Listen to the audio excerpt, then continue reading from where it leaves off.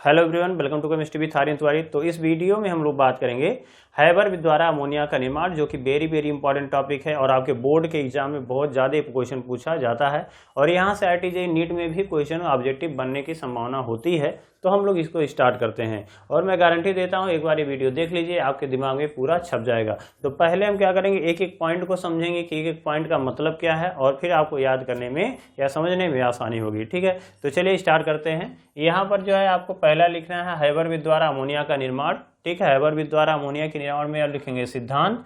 ठीक है, अब सिद्धांत में हमें पहले समझ लेना है, फिर इसको क्या लिखना है मैं उसको बताता हूँ। ठीक है, पहले क्या करना है, नाइट्रोजन लिखेंगे और हाइड्रोजन। नाइट्रोजन और हाइड्रोजन क्या होते हैं, परस्पर क्रिया करते हैं और अमोनिया का निर्माण होता है। क्लियर हुआ।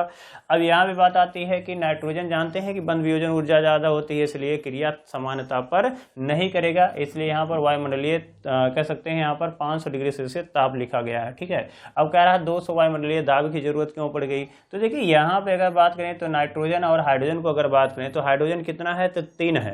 कितना है, 3 है, यानी ये 3 मोल अगर लेंगे तो हाइड्रोजन का नाइट्रोजन का कितना 1 मोल लगेगा और ये दोनों को मिलाएंगे तो कितने बनेंगे, 4। और यहाँ पर उत्पाद में देख रहे हो 2, तो इसका मतलब अमोनिया कितना बनना है, 2 ही बनना है। तो अणुओं की संख्या में क्या आ रही, कमी आ रही है। तो अणुओं की संख्या में कमी आएगी तो आयतन में भी क्या आ जाएगी, कमी आ जाएगी। क्लियर हुआ।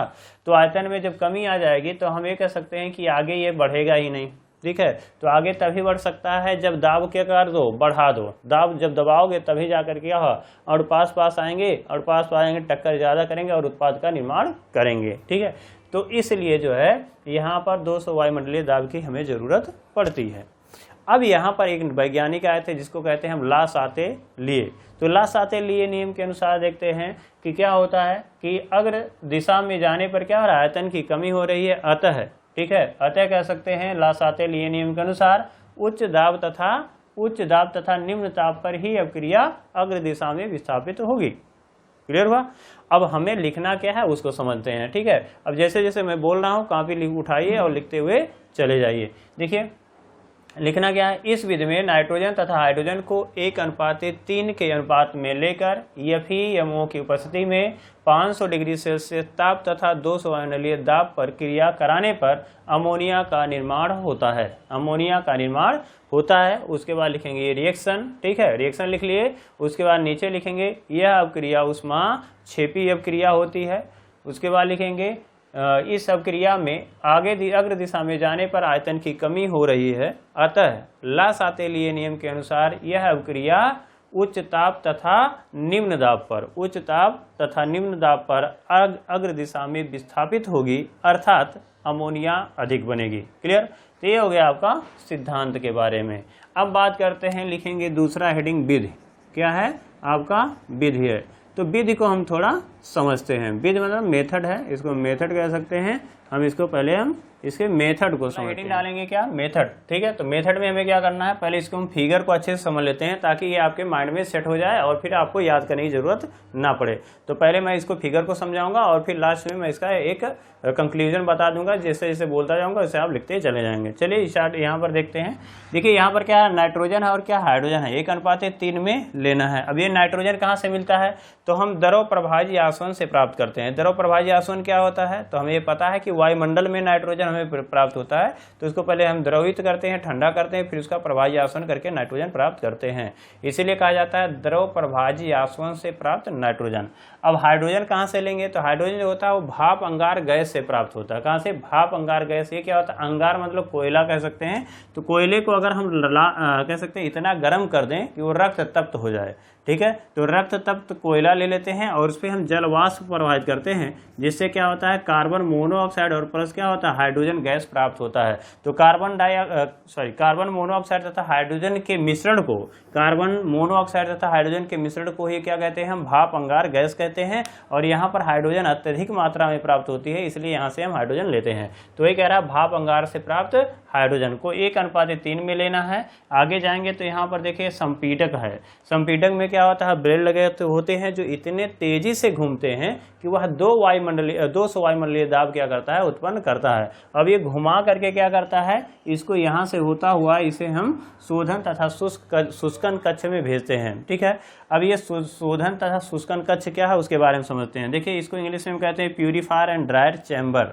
ठीक है, तो शोधन नाम दिया। शोधन मतलब शुद्ध करना होता है और शुष्कन मतलब शुष्क करना होता है, यानी जल वाष्प को रिमूव करना होता है। ठीक है, तो यहाँ पर क्या होता है, तो शोधन तथा शुष्कन कक्ष में सोडियम हाइड्रोक्साइड और कैल्शियम ऑक्साइड होते हैं, जिसे हमको संयुक्त रूप से क्या कहते हैं, हम सोडा लाइम कहते हैं।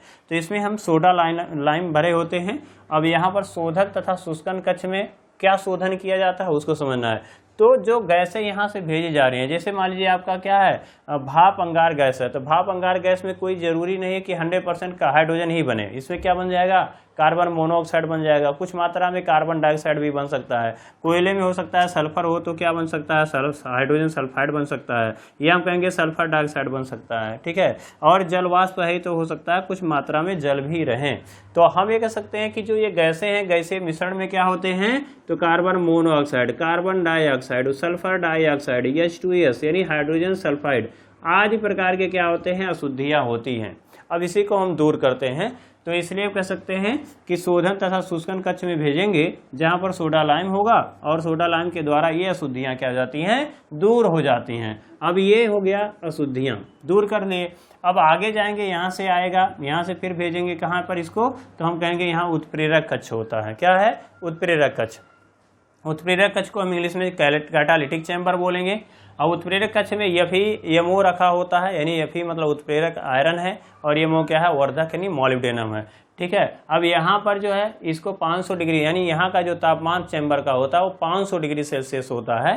ठीक है, जिसे हम उत्प्रेरक कक्ष कहेंगे। अब इसी में क्या करते हैं, ये गैसों को भेजा जाता है। अब बात ये आती है कि शुद्ध करने की जरूरत क्यों पड़ गई, तो शुद्ध करने के लिए से जरूरत पड़ गई क्योंकि अगर मान लीजिए Fe है और वो वहाँ पर क्या है, ये जल वाष्प है, H2O है। ठीक है, या हम कहेंगे कि जल वाष्प है या H2O है, तो क्या करेगा, ये Fe को क्या करेगा, वो ऑक्सीडाइज करेगा, ऑक्सीकृत करेगा, जिससे इसकी क्रियाशीलता कम हो जाएगी।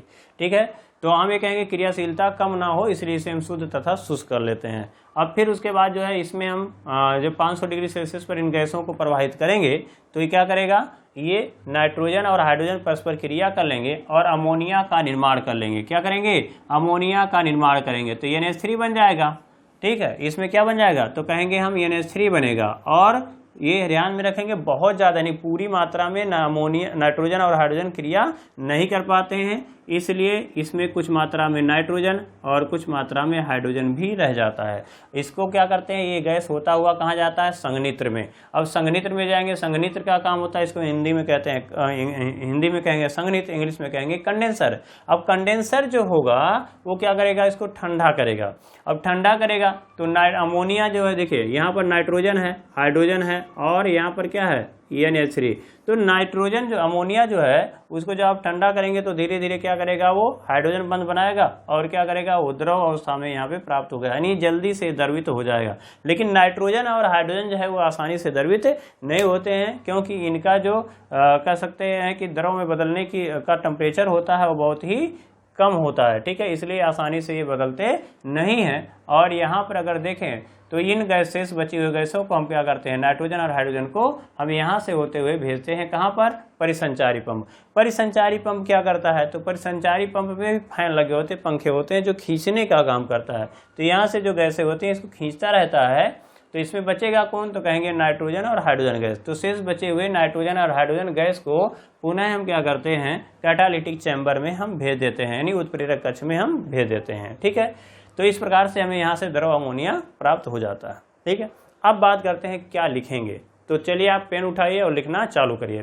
क्या लिखेंगे कि द्रव प्रभाजी आसवन से प्राप्त नाइट्रोजन तथा भाप अंगार से प्राप्त हाइड्रोजन को 1:3 के अनुपात में लेकर संपीडक की सहायता से 200 वायुमंडलीय दाब पर, ठीक है, वह 200 वायुमंडलीय दाब पर शोधक तथा शुष्कन कक्ष में भेजते हैं, जहां पर सोडा लाइम भरा होता है, जहां पर सोडा लाइम रखा होता है। सोडा लाइम की उपस्थिति में गैसों में उपस्थित अशुद्धियां, carbon monoxide, carbon dioxide, sulphur dioxide, जलवाष्प आदि की अशुद्धियां दूर हो जाती हैं। फिर इन शुष्क तथा शुद्ध गैसीय मिश्रण को हम क्या करते हैं, उत्प्रेरक कक्ष में भेजते हैं। उत्प्रेरक कक्ष में FeMO रखा होता है, जहां का तापमान 500 डिग्री सेल्सियस होता है। 500 डिग्री सेल्सियस पर नाइट्रोजन तथा हाइड्रोजन परस्पर क्रिया करके अमोनिया का निर्माण कर लेते हैं। ठीक है, इनमें नाइट्रोजन तथा हाइड्रोजन पूर्णतः जो है वो अमोनिया में परिवर्तित नहीं हो पाता है। शेष गैसीय मिश्रण को हम क्या करते हैं, यहाँ पर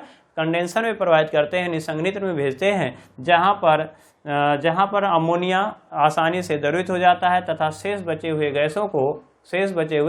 गैसों को हम क्या करते हैं, परिसंचारी पंप की सहायता से उत्प्रेरक कक्ष में भेज देते हैं। ठीक है, तो ये था आपका मेथड, तो आप इसको लिख सकते हैं। और मुझे लगता है कि आपको ये वीडियो इस टॉपिक में पूरा आपको समझ में आ गया होगा। ठीक है, तो अगर ये वीडियो आपको पसंद आया है तो लाइक करिए, सब्सक्राइब करिए और शेयर करिए। तो मिलते हैं नेक्स्ट वीडियो में कुछ नए टॉपिक के साथ। जय हिंद।